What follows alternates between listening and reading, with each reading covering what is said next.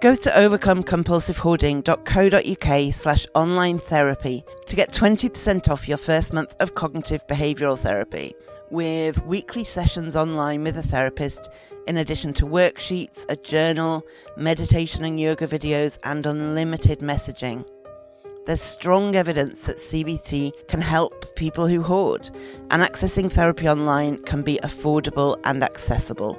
Find out more and get your discount at overcomecompulsivehoarding.co.uk/online therapy.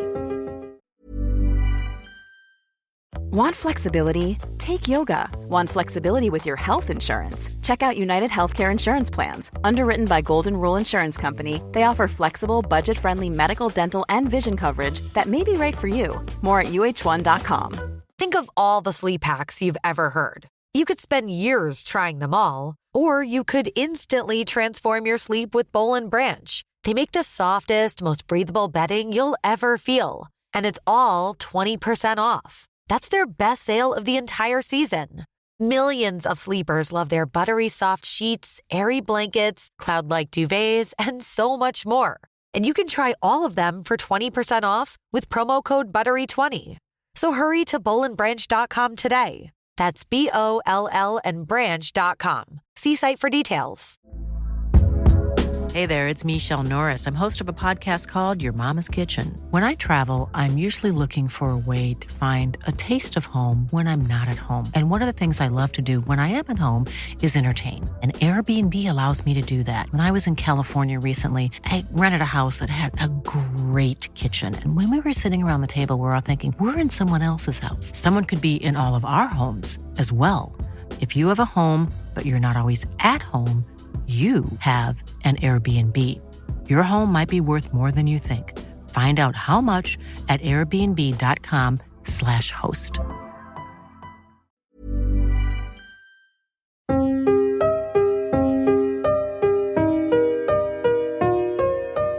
Welcome to the Overcome Compulsive Hoarding with That Hoarder podcast. I am drowning in stuff and trying to find a way out. Listen as I explore the issues and delve deep as somebody profoundly affected by hoarding disorder. Find out more, including links to subscribe to the podcast and all of my social media at overcomecompulsivehoarding.co.uk. Finally, I am not a doctor. I am just a hoarder doing her best. So do seek professional support if and when you need it. Hey, how are you? I am feeling better than last week. Sorry again about having to put a repeat episode up last week. It's the first time I've ever had to do that due to my health. I did it last Christmas and I'll probably do it again this Christmas to have a couple of weeks off at Christmas and New Year. But other than that, you get new stuff every week. So apologies for the repeat. I hope you enjoyed it. I am starting to feel better, a bit kind of 2 steps forward and 1 step back, but hopefully going in the right direction. So I resisted doing this episode.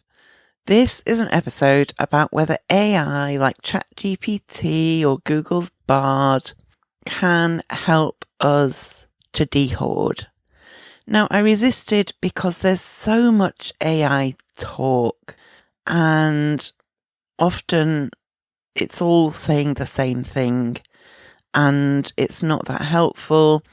I didn't have much faith that AI would be able to help with dehoarding.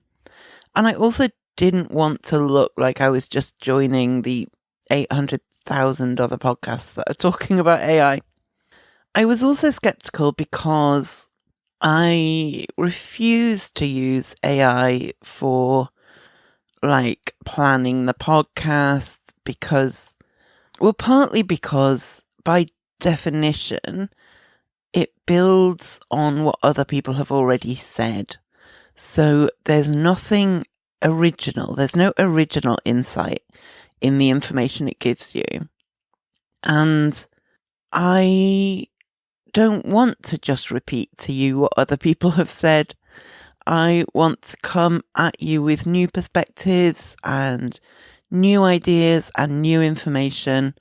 you deserve better than just a rehash of what other people have said in the past. Plus, there's no guarantees of how correct AI is, the information it gives you. In fact, it warns you. It says, fact check this, because it might not be right. And if I'm going to have to fact check everything, I may as well just work it out for myself in the first place. I have been using AI for images for the podcast lately. It's very variable. I get an awful lot of...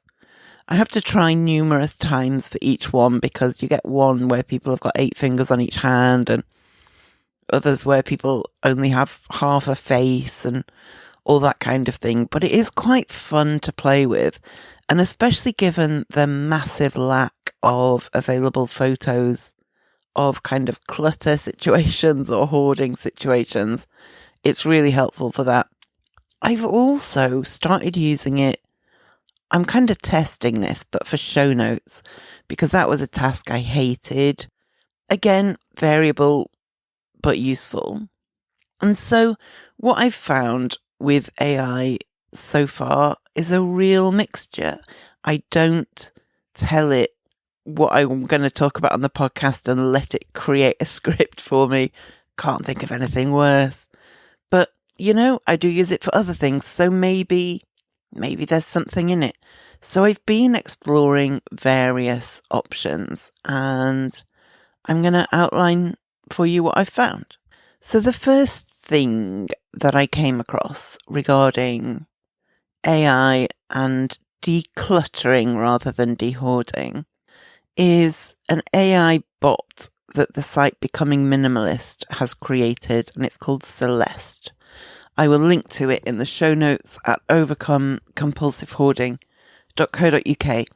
However, don't take that as a recommendation, because it's not, it's very, very basic. It didn't feel like it was especially paying attention to what I was saying to it. So I'll read you a bit of our chat. So Celeste says, "Hi there." And I say, "Hi." And it says, "What's your name?"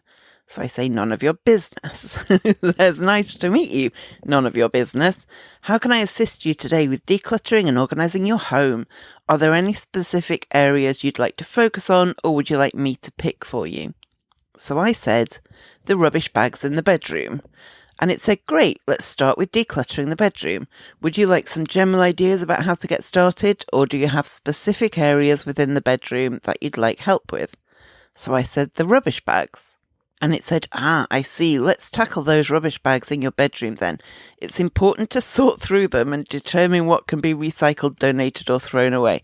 Now, this is me just popping in to say that's terrible advice. If they're rubbish bags, they're already sorted. Anyway, then it says, "Start by emptying each bag and sorting the contents into 3 piles. Keep in the room, move to another location, and remove from the home. As you go through each item, ask yourself if it truly serves a purpose or brings you joy. If not, it may be time to let it go."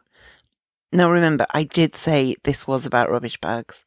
And so it goes on like this. It says, "Are there any items you're struggling to decide whether to keep or discard?" So I said, "They're all rubbish."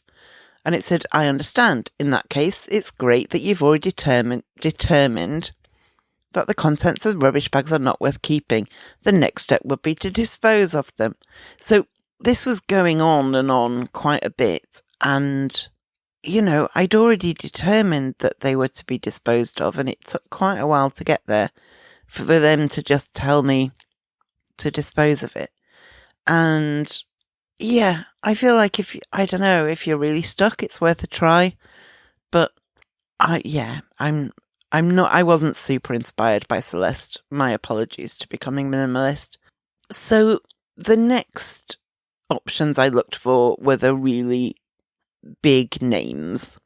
The big 2 I focused on were ChatGPT and Bard. And these are like you type in a question or something you want from it and it replies, and you can have back and forth and ask it to be more specific if it gives you an idea, or have what feels a bit like a conversation, even though it is with a machine. So some things I learned when trying these two out with various dehoarding kind of tasks was that giving it context helps a lot. And then when you've given it context, as well as that, make sure the questions you ask are reasonably straightforward so it knows what you want. So some examples I tried were, help me to come up with a 3-month plan to declutter a very messy home. So the very messy home bit is the context, and help me to come up with a 3-month plan to declutter was the question. Another example was, how can I declutter my pantry? Are there any specific methods to help me sort out-of-date food? Another I tried was create a schedule for dehoarding my bedroom over 1 month, broken down by day.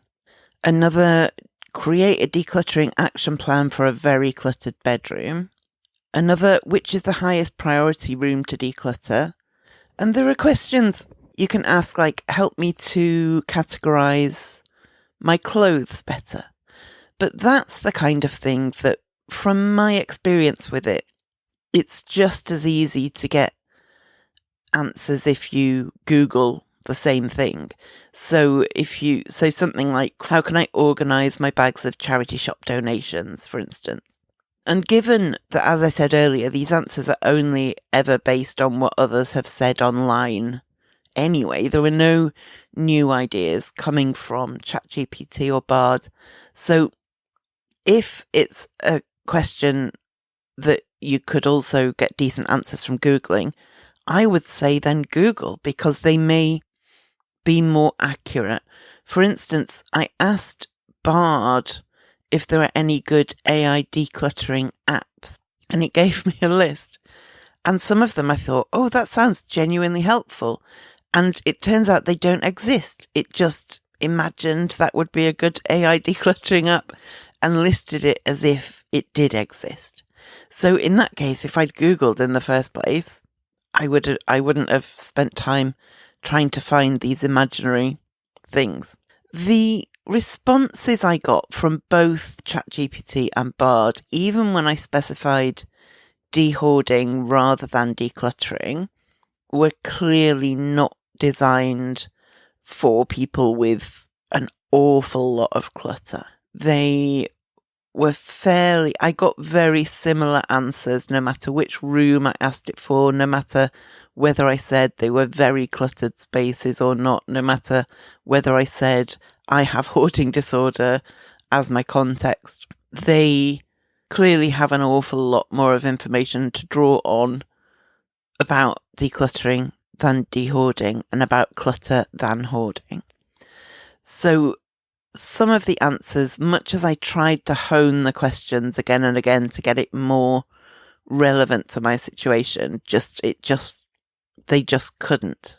But then others the answers did improve if I got more descriptive about where my problem areas were, for instance.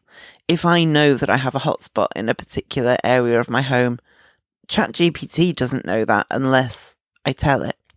Now, both are free to use. Both ChatGPT and Bard are free to use. And I would suggest trying both of them, maybe others as well, because there were things that one did better than the other. Seemed quite random. I couldn't come up with a ChatGPT is always better at this. But for instance, one of the questions I said was, create a plan to remove 80 bags from the house. They are already full and I have 8 hours. I need regular breaks. How can I do it? So that's a lot of context and a very specific ask. ChatGPT repeatedly missed the point and could not get a grasp of what I was asking it, whereas Bard knew exactly what I was looking for and gave me a good breakdown of timings. Incidentally, in the real world, I can only dream of removing 80 bags from the house in 8 hours, but, maybe one day. Now, whenever you've asked them a question, because it happens in a chat that looks like a kind of chat room almost, like a messenger, you can then ask it a question to expand on its previous answers. So if you've said, create a 4-week plan to declutter my kitchen, and it gave you a 4-week plan, you can then say, can you provide more detail? Or you can say, can you break that down day by day? Or if you've said, can you create a plan to organise my kitchen cupboards? And it did that, you could say, can you break that down into hourly tasks? And it's pretty good at doing that. Another one I only learnt today, in fact, that you could do was you can say, can you output that in table format? So I used this when I was asking it to create schedules, and it would come up with whether it was like an 8-hour plan or a 6-month plan. It would be like, hour 1 do this, or week 1 do this, week 2 do this, week 3 do this. And if you then said, can you output that in table format, it's easier to look at. And creating schedules was definitely one of the things I found it most useful for. As somebody who's not great with logistics, not great with timings, I never know how long things are going to take. I can never work out how long to allocate for different tasks. It was pretty good if you gave it a clear question with clear parameters and context and exactly what you wanted. It was pretty good at doing that. Both of them, both ChatGPT and Bard. So that is good. If you have a time frame and a task or a series of tasks, I found that pretty useful. Time-related tasks were also, I thought, pretty good. So I could ask things like, what are some decluttering tasks I can do in 15 minutes?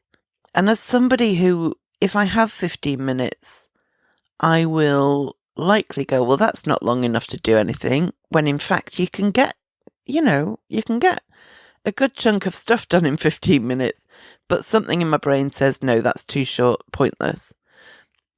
So when you ask, what are some decluttering tasks I can do in 15 minutes, and it gives you suggestions, you can think, yeah, I think it's right, actually.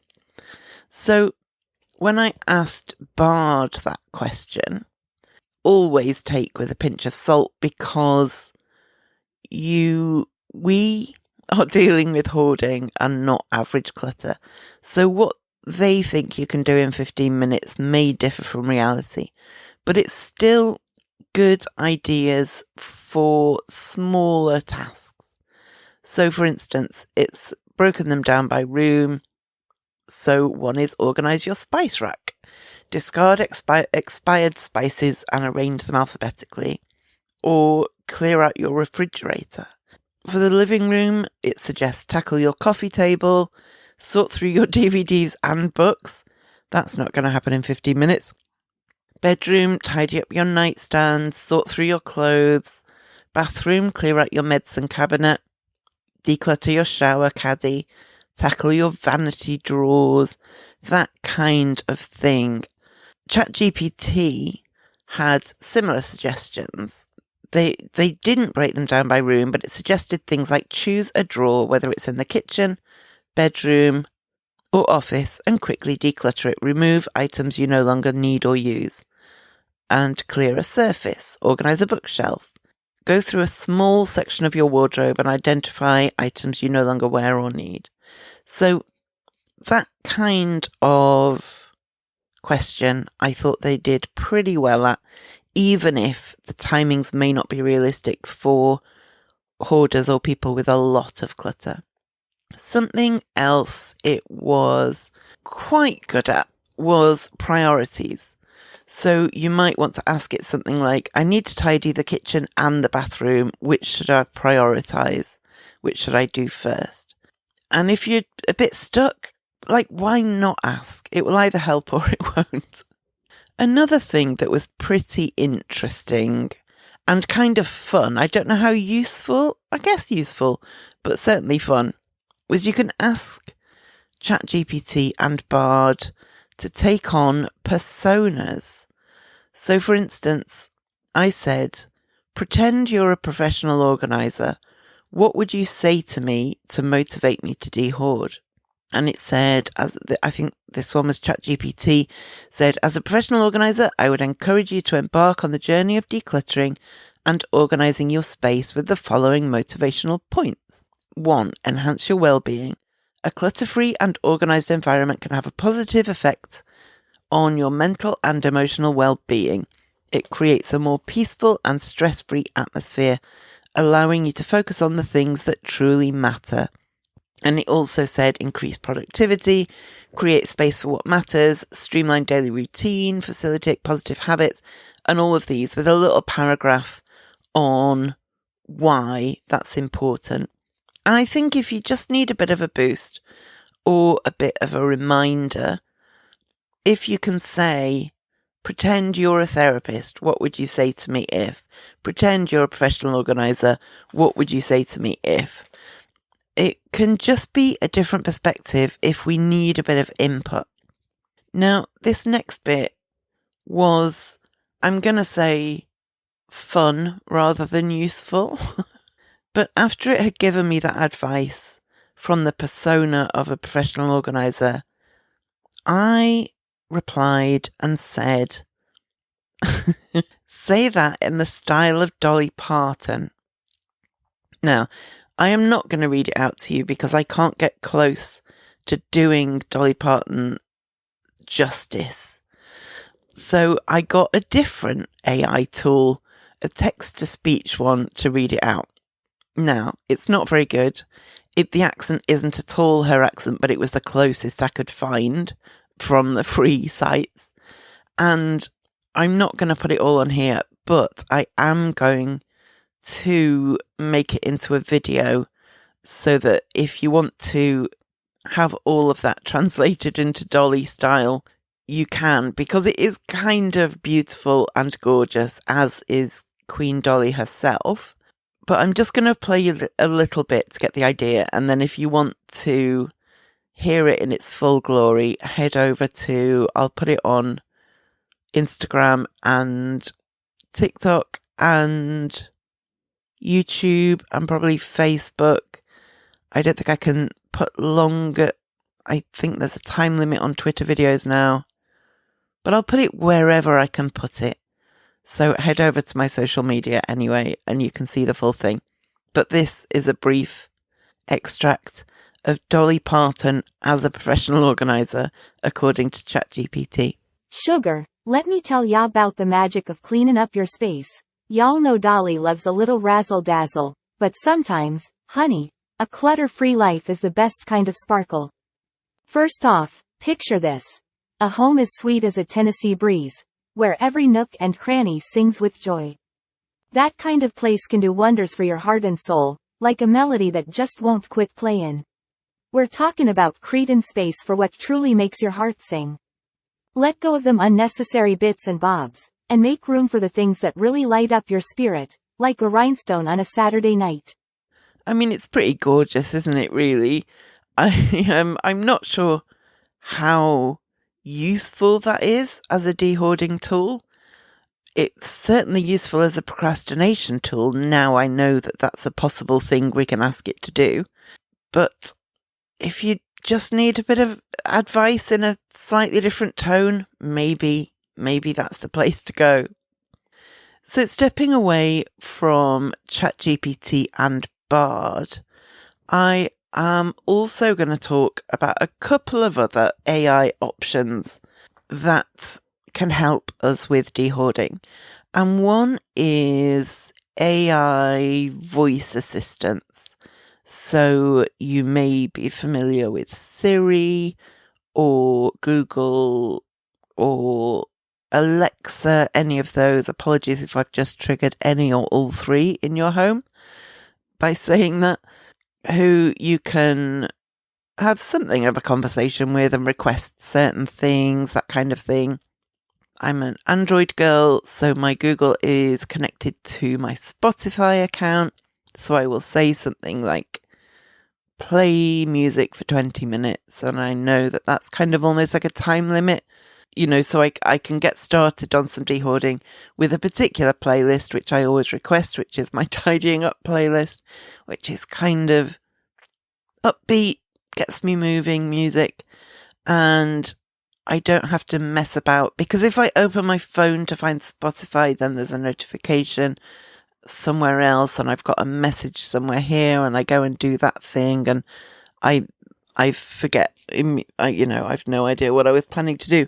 Whereas if I could just say out loud the trigger phrase, which I'm not going to say, and then ask it to play from that playlist, it's pretty good to get you motivated. You can also set reminders and to-do lists.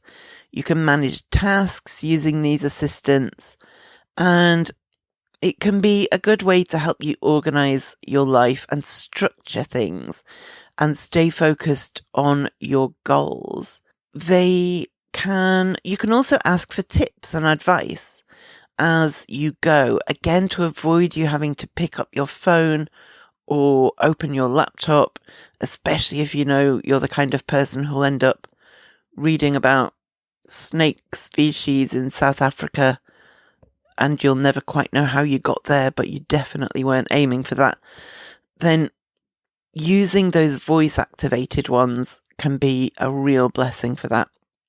And the other type of AI that could be useful for dehoarding, but at this point in their development, I'm very, very much on the side of skepticism. And that is AI-driven coaching, AI-driven therapy.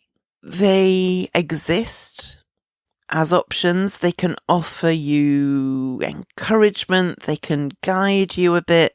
They can give you practical tips to help you stay engaged and focused and work out what you want. And ideally, they will adapt what they're telling you according to how you're going. So if you're struggling with a particular thing, ideally they will adapt what they say to you based on that. And I think offering encouragement in that way could have a role. I'm wary of relying on a chatbot to offer any kind of emotional support. I don't know where that leaves you if you end up distressed. I don't know about the privacy aspects of telling this chatbot your innermost thoughts. It would be great if you felt encouraged and supported by one of these, but I suspect a lot of people would always know it was a computer bot and would probably not take any support or encouragement or advice on board in the same way as they would if it was coming from a human person, whether in person or online or over the phone. So I'm not ruling them out. I'm kind of ruling them out for me. I'm not ruling them out altogether in principle, but I have a lot of concerns, especially about the more therapy-oriented ones than the coaching ones. But maybe in time, but it's something I'm keeping an eye on, but not something I recommend at this point. So overall, I think what I've learned about using AI to help us dehoard is that it has strengths and it has weaknesses. I think if you learn how to ask particular questions in a particular way, you can definitely get better information from it than if you ask quite generic questions, or if you ask something you could have just Googled and been more confident in what you found. I think things that it's good for me, were things like schedules and planning. The things it was not so good at varied. And some of the things were entirely imaginary on the part of the chatbots. They recommended things that nobody has invented yet. And so, always with a pinch of salt. If you do want Dolly Parton, however, to act as a professional organiser and give you advice, there could be something in that. And that's not a service you can get from many humans, is it? I make this podcast because I think it's important. I started it as an outlet for myself, but it's become much more than that. And I hear from people all the time about how listening to me talk about my experience and interview specialists and experts is helping them. Hearing those stories makes the time and cost absolutely worth it. But if you want to help to ensure that the future of the podcast is sustainable, you can donate to help with costs. To send a one-off or recurring donation, just go to overcomecompulsivehoarding.co.uk/donate. Thank you. Hey, I'm Ryan Reynolds. Recently, I asked Mint Mobile's legal team if big wireless companies are allowed to raise prices due to inflation. They said yes. And then when I asked if raising prices technically violates those onerous two-year contracts, they said, "What the f*** are you talking about, you insane Hollywood ass?" So to recap, we're cutting the price of Mint Unlimited from $30 a month to just $15 a month. Give it a try at mintmobile.com/switch. $45 up front for 3 months plus taxes and fees. Promo rate for new customers for limited time. Unlimited more than 40 gigabytes per month. Slows full terms at mintmobile.com. Hey there, it's Michelle Norris. I'm host of a podcast called Your Mama's Kitchen. When I travel, I'm usually looking for a way to find a taste of home when I'm not at home. And one of the things I love to do when I am at home is entertain. And Airbnb allows me to do that. When I was in California recently, I rented a house that had a great kitchen. And when we were sitting around the table, we're all thinking, we're in someone else's house. Someone could be in all of our homes as well. If you have a home, but you're not always at home, you have an Airbnb. Your home might be worth more than you think. Find out how much at airbnb.com/host.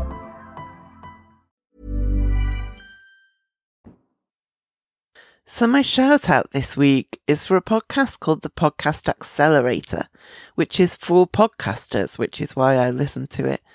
And the host, Mark Asquith, who I will link to the Podcast Accelerator in the show notes.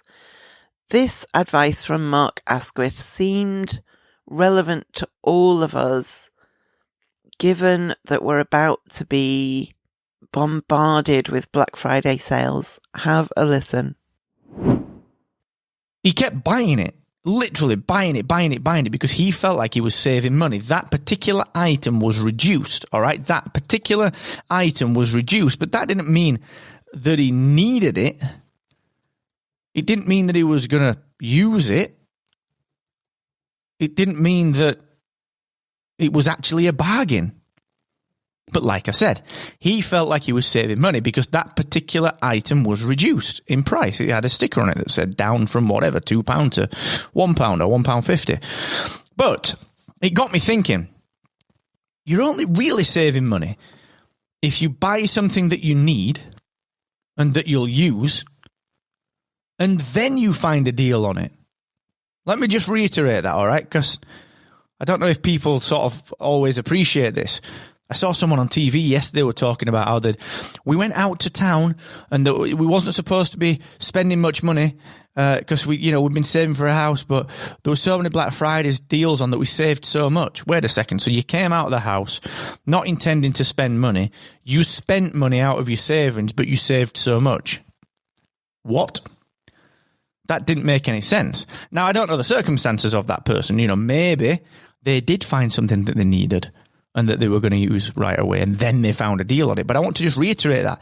You are only saving money if you buy something that you need and that you'll use, and then you go ahead and find a deal on it.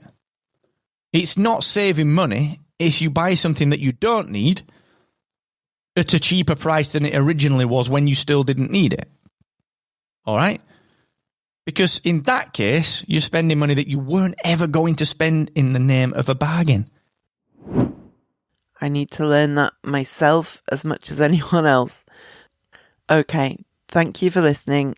and I will speak to you next time. Thank you for listening to the Overcome Compulsive Hoarding with That Hoarder podcast.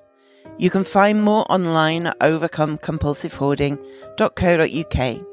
You can find me on Twitter at That Hoarder and on Facebook at Overcome Compulsive Hoarding with That Hoarder. To find out more about how you can support the podcast and the overall project, go to overcomecompulsivehoarding.co.uk/support and do subscribe to the podcast to make sure you don't miss any future episodes. There may be links in this podcast that earn me money. This doesn't come at any extra cost to you if you ever make a purchase through the links, and it helps to support the future of the podcast.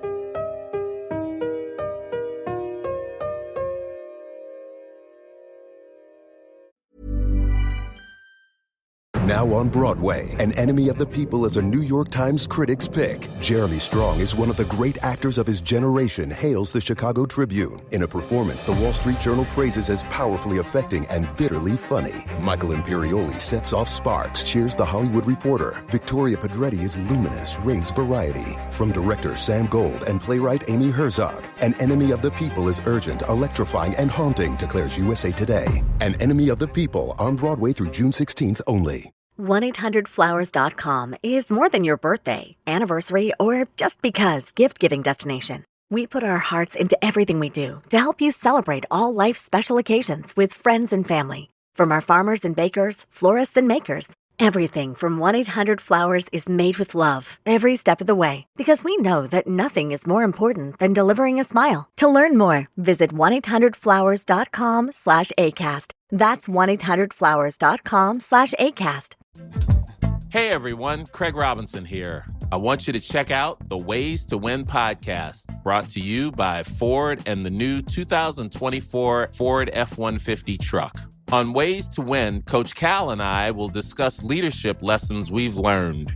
We know all about the days spent perfecting your craft outside of the limelight and have knowledge to share about how strength, inspiration, encouragement, and adaptability are the key ingredients to drive toward your dreams. And those same ingredients can be found in the new 2024 Ford F-150 truck. So check out my podcast, Ways to Win, and also check out the new 2024 Ford F-150 truck. Learn more at Ford.com. Built Ford tough, built Ford proud.